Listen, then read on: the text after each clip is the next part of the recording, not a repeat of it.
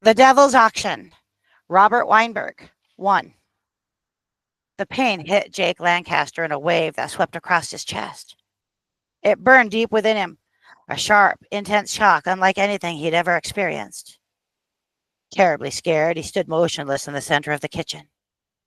He had felt fine all day. Supper had been at Levine's deli on the corner. None of his usual cronies were about, so he'd come home early. As always, his first stop had been the kitchen. Mrs. Davidson, his housekeeper, had turned on the lights and left the mail in the kitchen before going home for the day. Jake was a creature of habit. Checking the mail was the first thing he did. Even before he removed his coat, he checked the mail. He had just lifted the letters from the table when the attack started. Now he staggered to a kitchen chair. The burning within him grew worse. It couldn't be a heart attack, he thought. His heart was in fine condition. He had just gone through a complete physical last month and had been pronounced in exceptional health for a man his age. There was nothing wrong with him, yet the pain was increasing. His neck and shoulders were on fire, and the heat was spreading up his neck to his head. Suddenly he knew it was coming. No, not again, he begged, but already it was too late. With one hand clutching desperately at the letters, the other on the top of the kitchen table, he was swept up by the dark force of a premonition. The fury of the vision roared into his mind. It lasted only a bare instant, but that was long enough. Jake bit his lip hard, tasted salt. He tried to sort out the incredible melange of images that assaulted his senses.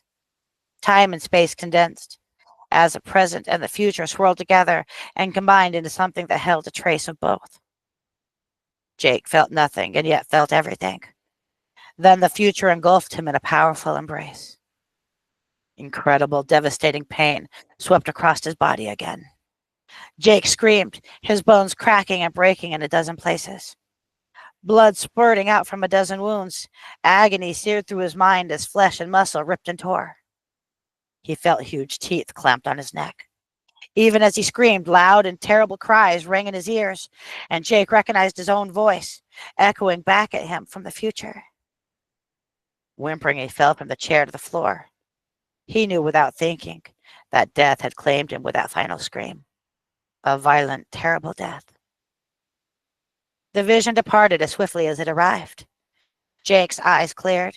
The kitchen looked no different. His body felt unharmed. The premonition had only lasted a few seconds. For the third time in his life, he knew what the future promised. As with his previous visions, this one warned of approaching death. In the other two instances, though, he had experienced the death of others. At 67, death no longer had any fear for Jake Lancaster. A short, slightly overweight man with a thick thatch of white hair and bright blue eyes. He had accepted the inevitability of his passing long ago. Even a master of the black arts did not control mortality. Magic might prolong life for a few years, but it could never defeat old age. Age brought a certain wisdom. His wife had died 6 years before, and many of his close friends had passed to the great beyond. He worked in a dangerous field. Only a few magicians ever survived to their 60s, since no one retired from the black arts.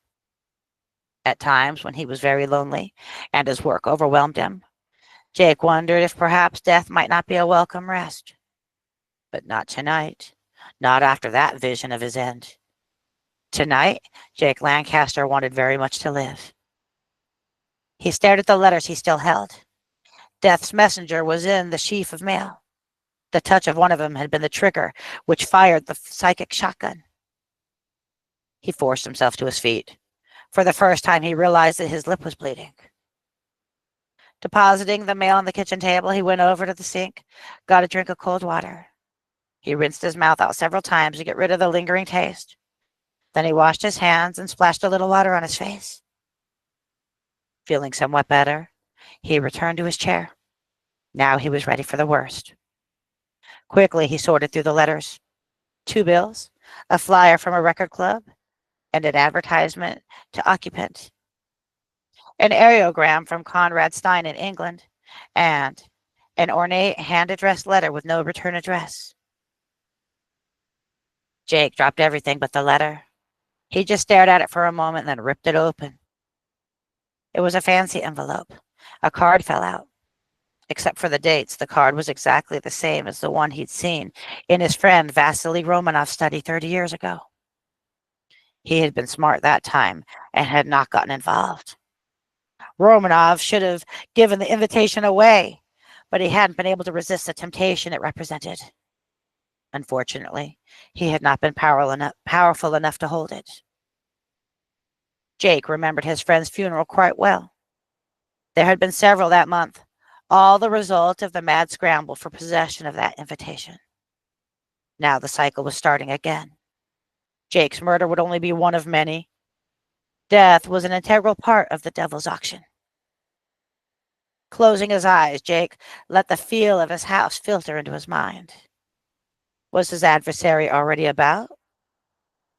From room to room, his sixth sense explored, carefully searching for anything unusual. His mental probings encountered nothing out of the ordinary. Whatever stalked him was not here yet. He had a little time. He was not sure exactly how long, so he had to act as if every moment was his last. Rising from the table, he returned to the front hallway and locked and bolted his door.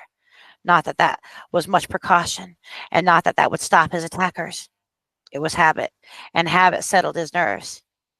He had lived in this house for over 40 years and followed the same routines nearly every day. His wife and daughter, and now his housekeeper, humored him in this one quirk. Magic was ritual and ceremony, and doing things by habit strengthened his magical ability. The more he could do by habit, the better it left his mind free for the more difficult tasks. Needless to say, this was not something he could ever tell Mrs. Davidson. Like most people, she thought black magic and sorcery were the stuff of horror movies and novels. She had no idea that the nice old man whose home she kept was actually a powerful warlock.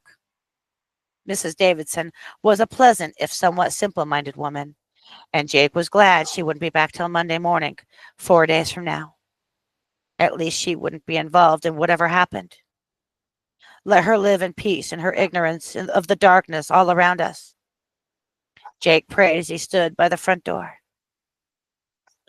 He kept the deadly invitation with him as he hung up his coat and hat. More habit. He risked a brief look outside through the front door's peephole. Nothing. It was dark already, though, and it was only a little after 7. Night came fast in Chicago in October. Night, when the powers of darkness were at their greatest. At best, he had an hour, probably less. There was no false hopes to which Jake Lancaster might cling. He was too old and too much a realist to fool himself. His life was forfeit. Twice before, premonitions had touched him. In both instances, he had known death would strike someone he loved. He had tried to change the future, but in both cases, his efforts came to naught. A true vision was not a glimpse of what might happen. It revealed what had actually occurred in the future. A premonition never lied due to the nature of its creation.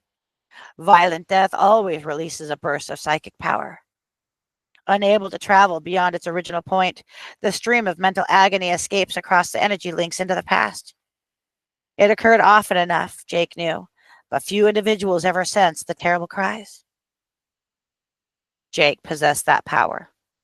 When his father lay dying more than 50 years ago, he had felt such a calling. He remembered vividly the gut-wrenching pain in his chest while he sat in class. He had rushed home from school to find that his father was in the midst of a heart attack that had taken his life. And that was the first time he felt that helpless frustration of knowing what the future held. As he held the dying man in his arms, unable to do anything but pray, he'd cursed his own fate. 6 years ago, he had suffered the same frustration a second time. While sitting at the desk in his study, he experienced a sudden flare of intense heat as terrified screams exploded through his mind. The warning was again a grim joke of the gods. Jake had immediately called the airport, but it was too late. His wife's flight had taken off over an hour ago. Jake's frantic urging prompted the terminal to radio the pilot, but the message went unanswered. They later learned that a bomb had been in the luggage compartment, planted there by a disgruntled ex-employee. It exploded only a few moments after Jake's call. That phone call had brought Jake under the close scrutiny by the police investigating the bombing. Fortunately, all the evidence pointed in other directions. With no motive or opportunity, Jake was an unlikely suspect. Still, it had been a trying period until the true culprit had confessed. Friends in high places made sure that all the traces of the investigation into Jake's business were quietly lost or misfiled. The story of his premonition never made it to the papers, and he sank back into the obscurity he desired. There was no way to stop the vivid nightmares that lasted for many months afterwards, though. While other practitioners of black arts actively strived to master such psychic flashes, Jake felt his two experiences seeing the future were more than enough. Now he just experienced his third premonition. He knew without any doubt that it presaged his own end. Just because he'd received an invitation to a sinister auction that only a select few could attend, someone was going to kill him. He had no doubts that the invitation was the cause of the coming attack. It was necessary for admission to the auction, and only a few were ever sent out. After that, the law of survival took over. It was the same thing that happened to Romanov so many years before. The auctioneer didn't care if the holder of the invitation was the person to whom it was originally mailed. Possession of the card was all that was important, since only the most powerful practitioners of black arts were ever invited or welcome, and the strong kept theirs. Those who did not receive one, if they were ruthless and deadly enough, killed to obtain it. Romanov had deluded himself into thinking he was one of the strong ones. That mistake had cost him his life. There was no time to curse uncaring fate. Too much remained to be done. He swiftly climbed the stairs to the second floor, footsteps echoing through the huge old house. Finally, he arrived at the study where he relaxed in the evening. From his desk, he took a large manila envelope. He thrust the invitation into that. He was determined that his killers would not have it. His eyes made a quick circuit of the room. Not very many good hiding places if someone was dedicated in his search. Finally, in desperation, Jake scribbled a few lines on the outside of the envelope and pasted a few envelopes. He quickly brought it downstairs to the front closet. The mailbox opened into a box by the coats. He stuck the envelope into the container so that it rested just below the mail slot. His postman would find it there tomorrow when he delivered the mail. It was the one place his attacker would never think to look. Breathing heavily, Jake made his way back to the study. A cold, numbing sensation was creeping through his body. Jake had practiced the black arts for many, many years, too many years not to recognize the signs. The cold came from a psychic attack. He could combat the malignant energies that were being directed against him, but not from this room. Before he went upstairs, though, he had one last thing to do. Palm sweating, he picked up the phone and dialed, keeping a careful watch on the corners of the study. Strange entities could sometimes materialize in the darkness. It was unlikely that his enemy would resort to such manifestations, but an attack could take many forms. He listened intently, but there were no signs and no sounds in the house. All was still, as though waiting for something to happen. The phone rang and rang. Finally, on the sixth ring, a machine answered. Hello. It was his daughter, Valerie's voice, deep and husky, but with that odd, self-conscious sound of someone talking into a microphone when no one else is around. Valerie Lancaster is not able to answer the phone at the present. If you have a message to leave, please hold on until you hear the beep. The recorder is voice activated, and you can leave as long a message as needed. Please leave your number if you want me to return your call. If you're phoning about business, please contact my office during business hours. In any case, thanks for calling. Valerie, this is your father. Jake paused for an instant, hoping that she would come to the line. He knew she used the answering machine to monitor her calls. Tonight, however, there was no click indicating that she was home. He was only talking to the machine. She was probably out of town on a modeling assignment, he figured. Sucking in a few deep breaths, he forced himself to think things out. And that concludes broadcast number 1. Tune back in to hear more.